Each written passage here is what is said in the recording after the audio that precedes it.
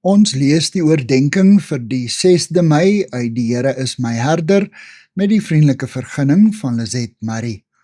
Die opskrif vir vandag is hartsverlange en die teksvers kom uit Psalm 63 vers 2. Ek soek U, o God, my God, ek dors na U. Ek smag na U soos in 'n dor en droë land, 'n land sonder water. In sy boek Blue Like Jazz skryf Donald Miller die oomblik toe hy besef het, God is nie net 'n veraf teenwoordigheid nie. Ek het dit gevoel, besef, op dieselfde manier waarop 'n persoon besef hy is honger of dors. Die bewuswording van God het uit my brein tot in my hart gesypel.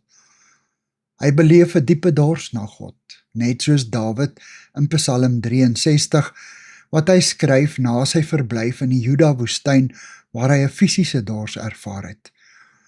Dis nie daardie terloopse slukkie water uit die bottel langs die rekenaar of terwyl ons draf of fietsry nie.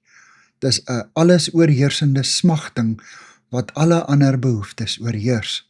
Dis 'n lewe of dood dors. Hierdie dors na God is immer teenwoordig in Dawid se lewe, wanneer hy alleen in die woestyn is, wanneer hy gewoon oor God lê en pyns in die nag, en wanneer hy daarna hinker om in God se heiligdom te wees. Dawid is intens bewus van God se goedheid. Daarom is sy dankbaarheid ook alles oorheersend. Hy jubel elke keer wanneer hy die goeie gawes uit God se hand geniet.